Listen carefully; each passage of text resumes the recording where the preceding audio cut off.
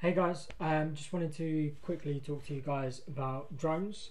I purchased this drone off Amazon and it was just over £100 actually. I've spent the last week playing around with it and I thought I'd do a quick video for you guys just to show you what it looks like, how it works, and tell you a little bit about how I got on with it as well. So first of all, let's take you through the product. This is super light, and I'll come on to the advantages slash disadvantages of that in a second.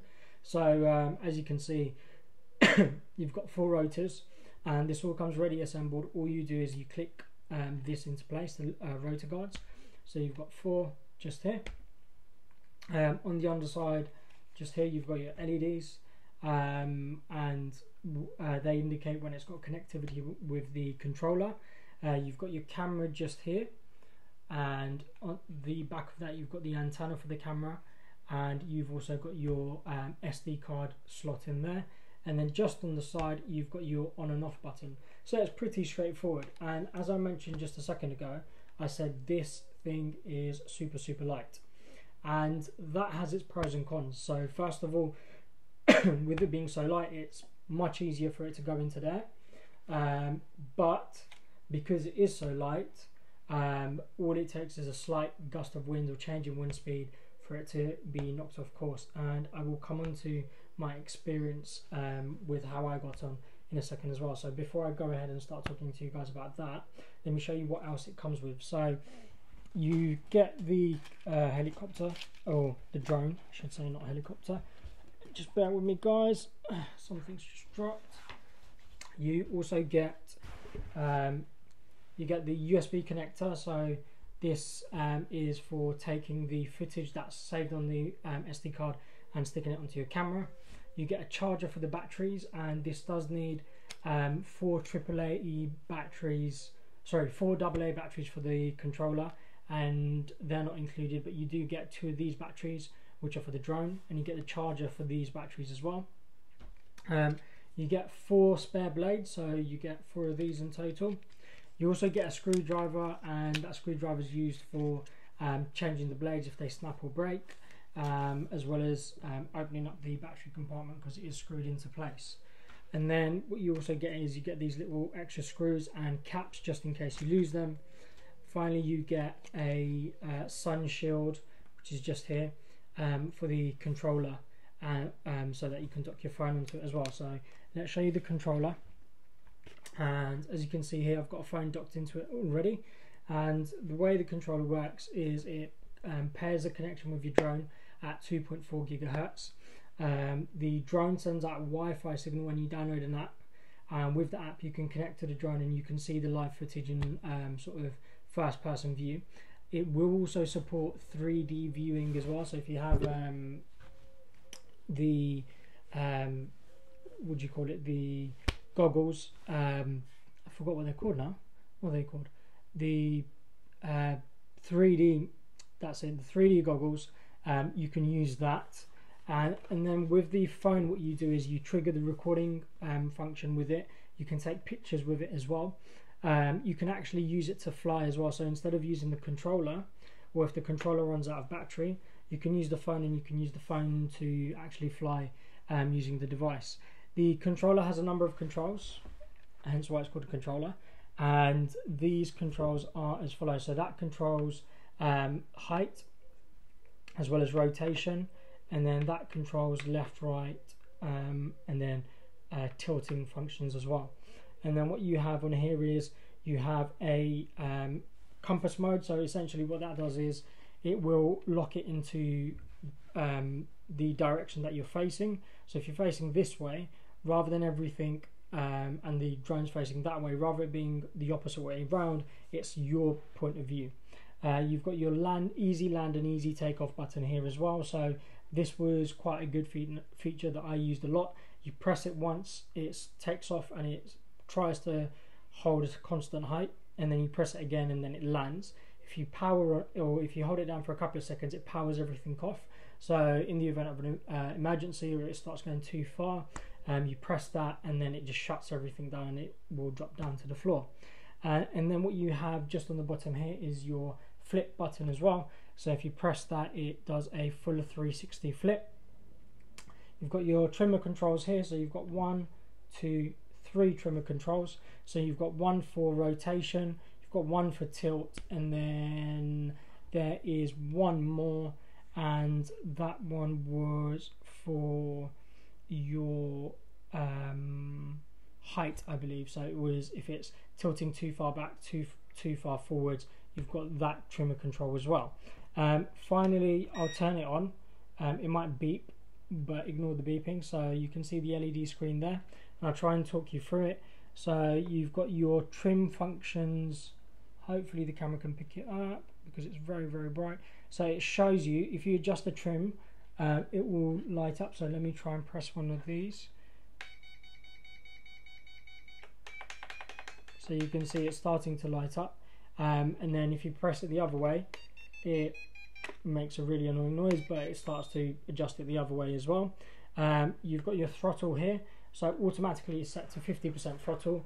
If you push up on it, it goes, and it tells you actually, you know, how much throttle you're applying, so whether you're applying 70%, 100% throttle. Finally, if you get really good at this, you've got one last button which you can use, which is that button there. When you press that button, what it does is it activates full power mode. So it will waste your battery a fair bit quicker. However, it allows you to get much higher, accelerate up, as well as move forwards much quicker as well, and it makes it just that bit more fun. So that's all the controls. I've shown you what the drone looks like as well. The app itself is, again, I've told you guys what the app's like. So my personal experience with it. So first thing was, took it out, when was it? We took it out 3 days ago for the first time. Bearing in mind I've never flown a drone before, and this ended up in the tree. Yep. So I, took the controls, it was all going pretty well, and then I initially thought it was my fault. Well, I mean, I was controlling it, so I guess you could argue that it was my fault, but it ended up going way into the distance, and then next thing I know, it ended up in a tree, and it was right at the top of the tree. We didn't know where it was, so if you lose sight of it and it does end up in a tree, it's a pain to try and find it, let me tell you that now. The only way I could find it was by using what was a Wi-Fi analyzer app to try and see if I can pick up on the Wi-Fi signal, get as close to the Wi-Fi signal as possible. Once I got as close to the Wi-Fi signal, I used the app to activate the takeoff mode so that I can hear where the drone was. And then so we're walking around this park, and it was quite open, and there's probably 3 or 4 trees in the park, and it managed to find one of those trees. Press the button, and all I can hear is this buzzing noise. I look up, and there it is, right at the top of the tree. To then get it down, you ended up having to tape a bamboo cane, 3 massive bamboo canes together to try and hook it off the top of the tree. So why am I telling you this? So first thing is, if it goes out of control, the only thing that you have to try and bring it back into control is either power it off completely so that it falls from the sky, B, hope you've got enough skill to try and bring it back towards you, because it's unlike some of the more premium drones, this unfortunately doesn't have a go home button. So with some of the more premium drones, if it goes too far out and you're struggling to get it back in, you press the go home button and it will take flight of its, or it takes control of its own flight, and it starts to bring the drone back towards you. So this first thing doesn't have that functionality. Secondly, we took it out again day before yesterday and today as well, and the other thing that we noticed was because of how light it is, it's very easy for it to get buffeted by the wind. So it's got gyros and sensors in it which allow it to try and maintain a steady height. Now, if there's no wind at all, it's perfect, but the moment there's a gust of wind, it starts doing this and it tries to compensate for it. The other thing is, because it is so light, so today when we took it out, we had a wind direction which was blowing backwards, so it would take off and then it would start flying backwards. Now that's not the drone's fault as such, because it is so light. It's going to really struggle with wind speeds. So if there's a gust of wind, I think it's worthwhile bearing in mind it is going to struggle. Now if there is no wind at all, or I'm sure if you were to fly this indoors, then it's going to work perfectly fine. And actually when I did get the hang of it, and when there was no wind, it was pretty good to actually fly. The other thing that we noticed was the battery life on it. So actually first time round, I was probably mucking around with it for the first 10 to 15 minutes, if that, trying to get the hang of all of the controls, adjust the trim, and try and just get hands on with it and figure out how exactly to not end up in a tree again. And within those 15 minutes the battery died, so ended up switching out to the second battery. Finally, when we did get it going, we got it to fly pretty well, I'd say. And I'm struggling to give it a rating as such, because it's priced at just over £100, and it flies very, very well when there's no wind. The other things are, I suppose it's a little bit trickier in comparison to the more premium ones in terms of flying, so I'd say it takes a little bit more skill or practice. And finally, the app itself. So again, the app relies on the Wi-Fi signal, and with the Wi-Fi signal it goes out of range quicker than, for example, the actual controller itself. So I'd probably say you've got about 150 tops of range, 150 foot, sorry, of range with the actual mobile phone. Now it will go much higher than this, or it will go much further than this, but you have to bear in mind that the signal gets very, very weak, and then all it takes is a gust of wind to knock it out of your signal point, and then off it goes. And actually we found it would probably fly, because of the wind, it ended up flying an extra 20 or 30 feet in the wrong direction, just because there was a gust of wind that was able to carry it along. Again, with the premium ones, they are heavier, so it's less of a problem. So for example, if you compare it to a DJI Phantom, yes, they're circa 500, £1,000, or I've seen some for like £3,000-4,000, and they will completely hold a steady ground like that constantly.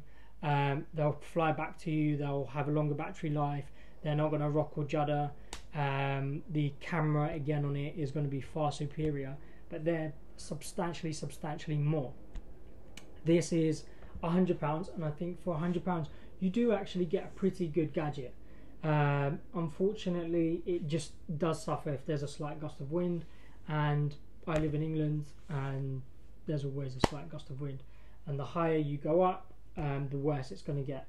Coming to the camera is 720p, so it's 1280 by 720.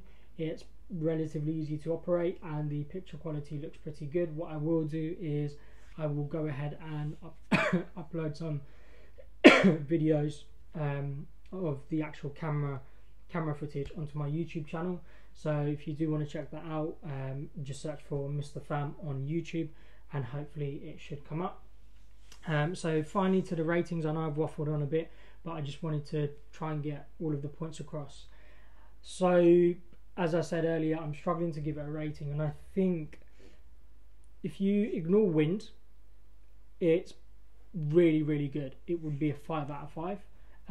So if you take into account, ignore the whole aspect of wind, definitely a 5 out of 5. The only downside that I would say is the battery life on it, and the controls take a little bit of getting used to, but it's with any type of drone, it's always going to take a little bit of skill. Now, because it suffers, I would honestly say, quite badly with wind, it's pretty much uncontrollable. And I think with any type of drone where it is this light, like seriously, this is literally weighs absolutely nothing. I'd say it weighs a couple 100 grams, and because of that, it suffers. So you literally imagine a gust of wind comes this way and it's going like that.